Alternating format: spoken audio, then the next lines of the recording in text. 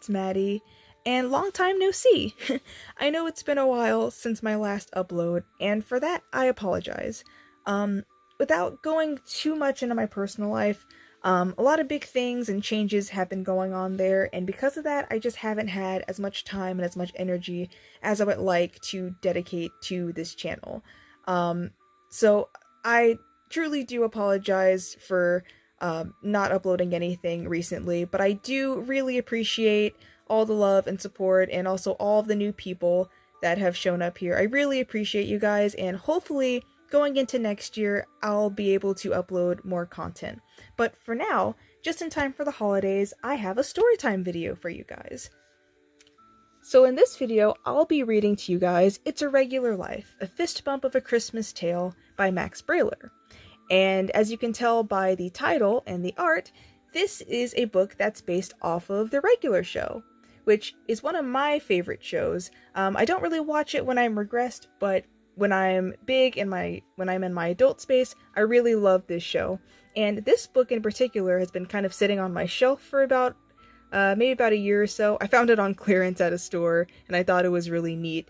And I figured a couple days ago, I thought, oh, I could make a storytime video for you guys just in time for Christmas. And this is a Christmas book. So, without further ado, let's get into it. It's a Regular Life, A Fist Bump of a Christmas Tale. Written by Max Brailer and illustrated by Perry Maple.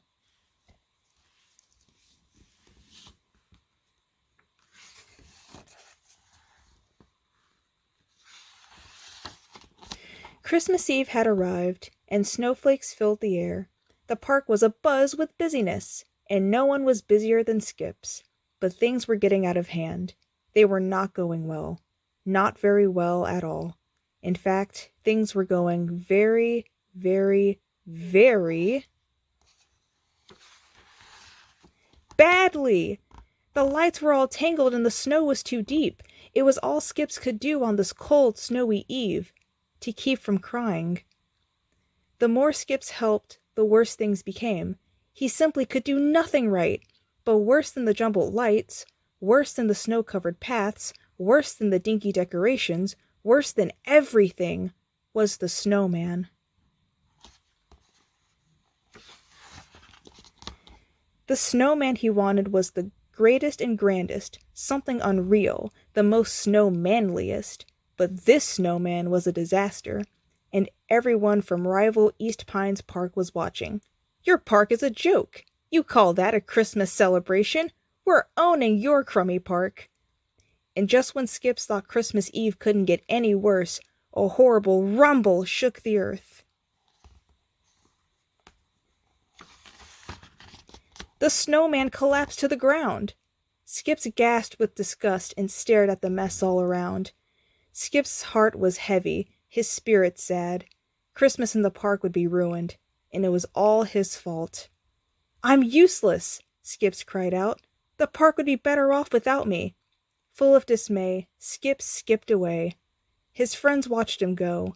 They looked to the clouds and shouted, "Please, somebody, help our friend Skips!" Skips skipped across the park and stopped beneath the towering metal gate. He would leave. He would never come back. He decided right then, with a stern Yeti look, he would never return to the park again. "I wish I'd never worked at the park," Skip said, and he took a slow, heavy skip forward. Little did he know that crazy Christmas magic was in the air, doing crazy Christmas things.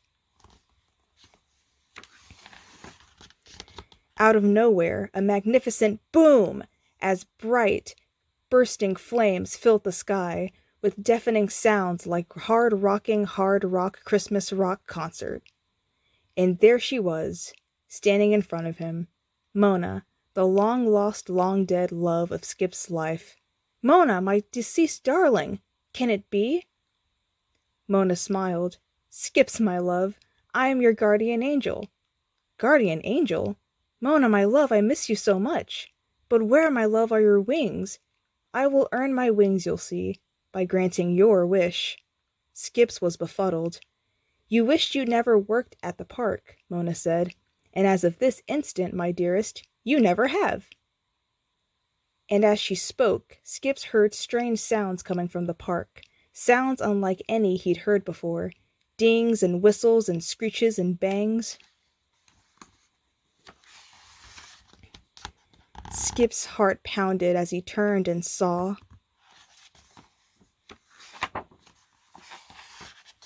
"The park is all wrong!" Skips exclaimed. "This doesn't make any sense!" Skips raced to Pop's aid, chasing the bullies away. "Scram!" Skips shouted, and they scattered and pattered like mice. Pop smiled. "Jolly good show, kind stranger. An impeccably timed rescue." "Pops," Skips said. "It's me, Skips." "I'm afraid I don't know anyone by that name," Pop said, turning and walking away. "We have never been introduced." "Skips, you've never worked here. You've never been here. Pops has never met you. This was your wish." "No! I don't believe this. I can't believe this. I want to see my home, my garage." "Then travel we must," Mona said, and away they sped, hand in hand, to see what else had changed. As they arrived at his garage, his heart sank lower than it had ever sunk before. Muscle Man clearly lived there now. Popping his head out of the door, Muscle Man shouted, "Hey, bro, you better beat it before you get beat up. And you know who will do the beating?" "Let me guess," Skip said. "Your mom." "My mom?" Muscle Man shouted. "Hey, wait, how did you know I was going to say that?" But Skips didn't move as Muscle Man charged. There was a pow-pow and a muscly Muscle Man punch, and Skips tumbled through the air and crashed down into the snow. "Mona," he looked up. "What's happening?" "I told you, my love. I've granted your wish. This is what the park would be like if you never worked here." "But it's such a mess, and Muscle Man is a real jerk now." Skips wouldn't believe it. He couldn't. "No, this is too weird," he exclaimed. "I want to see Mordecai and Rigby. They'll know what's going on." With that, Skips and Mona set off to find Mordecai and Rigby. But of course, Mordecai and Rigby did not know what was going on. Without your guidance, Mordecai and Rigby can't escape disaster. They've accidentally summoned the Lord of Crummy Christmas Presents, and they will soon be defeated. Skips balled up his fist very tight and said, "I need to speak with Benson. He'll straighten out this mess." "Hey, big hairy guy, where are you going? We need some help. And dude, anyone ever tell you that you skip when you walk? It's weird. What's with all the skipping?"